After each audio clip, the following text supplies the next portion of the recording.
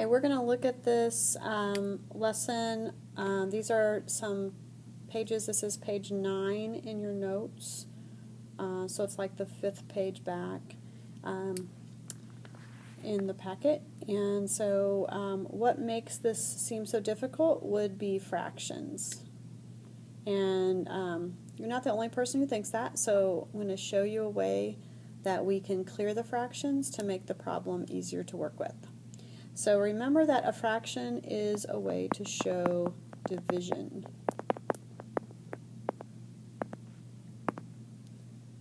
And so the inverse, or that opposite operation of division, is of course multiplication.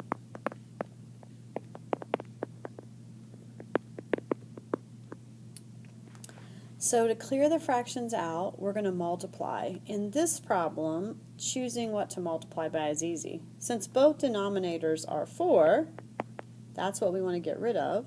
That's what makes it fractions. We're going to multiply every term by 4.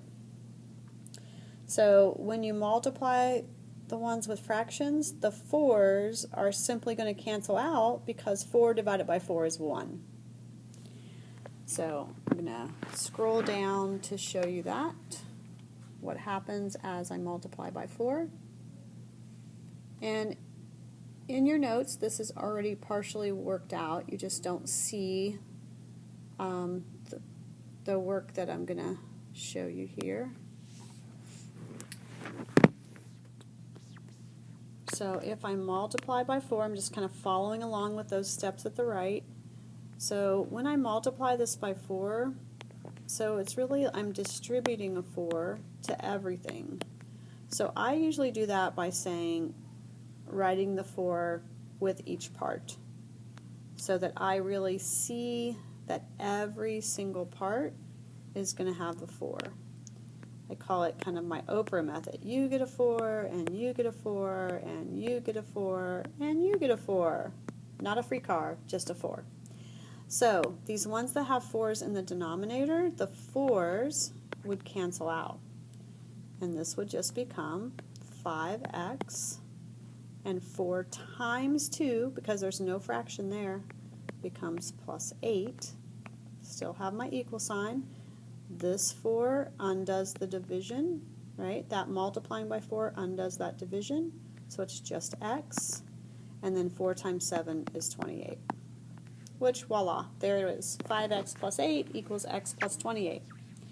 Now that it's like that, hopefully, if you've already worked on the lesson about getting variables on the same side, from here, life is pretty easy, comparatively.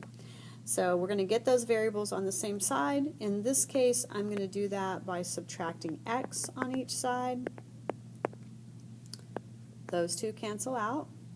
And then 5x, take away x, remember that's like taking away 1x, is 4x. I brought down the plus 8, and I brought down the equal and the 28. Now it's just a step equation, a two-step equation. Sorry for the typo, or the omission there. So we're going to subtract 8 on both sides. Now those 8's are gone. I've got 4x left on the left side, and 28 subtract 8 is 20. And then the last step, when it's beside it, we know that that means multiply. So to undo multiplication, we will divide.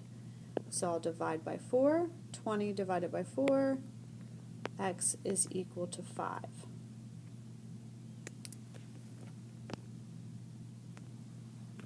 So on the back side of that same page, you'll see some more notes. So in that example, both of the denominators were 4's. If the denominators are not the same, the bottom numbers and the fractions, if they are not the same, you would want to multiply by what would be the common denominator. The numbers are going to stay smaller if you choose the lowest common denominator, but if you choose a larger one, it would still work as long as it's common to both of them. So if you have 5 and 10, 10 is going to keep things smallest, But if you just did 5 times 10 and did 50, it would still work. The final answer would be exactly the same. So sometimes there is no smaller number. Just multiplying the two numbers is the best we can do. So if I had denominators of 2 and 3, I would use 6. If I had denominators of 4 and 6, 12 would be my smallest. That would be my lowest common denominator. But it would be okay if I used 24. 5 and 7. 5, I would just, like 5 doesn't go into 7. They have no common factors. 35 is what I get when I multiply them, and that is the smallest common denominator. 3 and 9. So 3 goes into 9. If one number goes into the other one, then you can use the larger number. So 9 works. It would be okay if you use 27.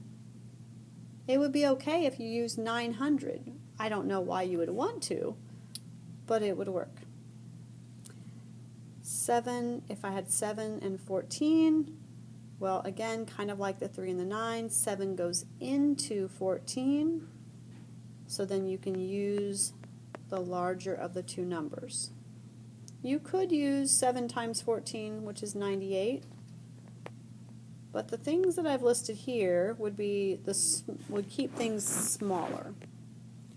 So now we're going to try another problem. By the way, these two problems that I'm going over in the video are two of the 9 problems on the assignment. So you'll have those two finished.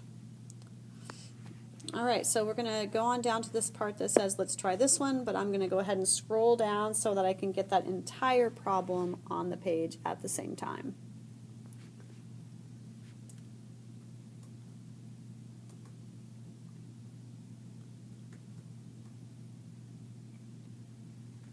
So first we would want to think of what would the common denominator be.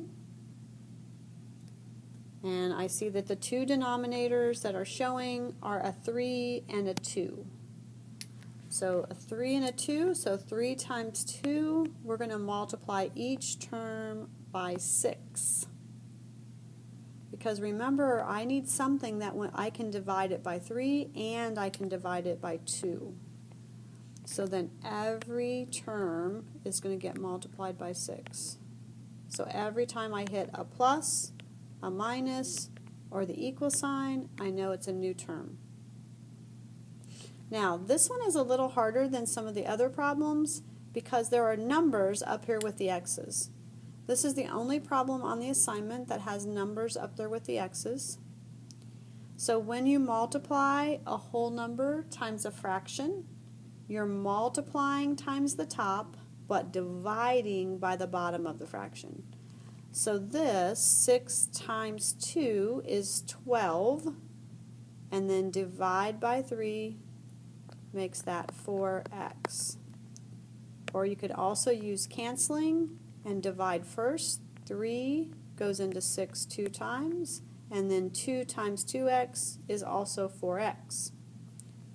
If there is no fraction, like this 12 does not have a fraction, then I need to just go ahead and multiply 6 times 12, 72. For this next one, again, I can do the division first and do 2 goes into 6 3 times 5 makes this 15x. Or I could have said 6 times 5 is 30 and then divide it by 2. It's still 15, and it still has an x. 6 times 10, negative 60. Now I need to get my variables on the same side. So it is completely up to you which side you want to get them on. But we have to get variables to one side and constants to the other side. So I typically like my variables on the left. If you want to move yours to the other side so that they stay positive, that's okay. So the way I'm doing it, I'm going to subtract 15x. 4x subtract 15x is negative 11x. Bring down my plus 72. 15x to 15x, this is gone. That was our whole purpose for subtracting 15x, so that we only have x's on one side now. Now we have a two-step equation. So now we're going to either add or subtract. In this case, we're going to subtract because I'm trying to get that x by itself, so I want to get rid of the 72. Whatever I do to one side, remember I have to do to the other. That rule still applies. So I know my 72s are going to cancel out. I have negative 11x is equal to, now I have negative 60 and negative 172. They're both negative, so we're going to add them together to get an even larger negative number. So I get negative 132. And then last step, we'll divide both sides by negative 11. And x is equal to positive 12.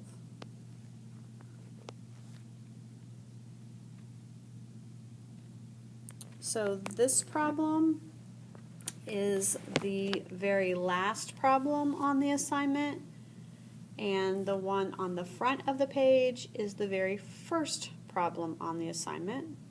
I'm going to scroll to the assignment so you can see where I'm talking about.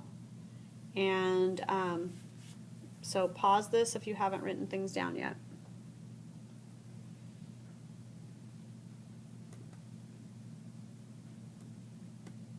So this part is the assignment. It says clearing fractions. It has a front and a back. You'll see that they wrote this a little differently than I did. It is the same steps.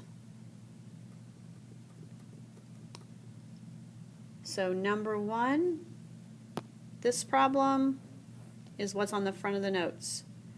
So for this problem, if you want to simply write the answer with no work, that's okay, because I know it was on the notes. Otherwise, I would expect work for these problems, not just an answer. And then on the back side of the page, you have 6 more problems. And the problem that we worked second on the back of those notes was this problem. So again, the first one and the last one have been done, and you can simply write the answers for those 2 problems. So remember, first you're going to try to clear the fraction by multiplying. Look at those denominators. 3 and 9, I could use 9. In this one, the only denominators I see are 7, so I will just use 7. So this will just mark out the 7s. I would just have x. 7 times 8, 56. 7 times 4, 28. And then here the 7s again cancel out, so this is plus 3x, and then you can continue from there. All right, I hope this is helpful. Thanks.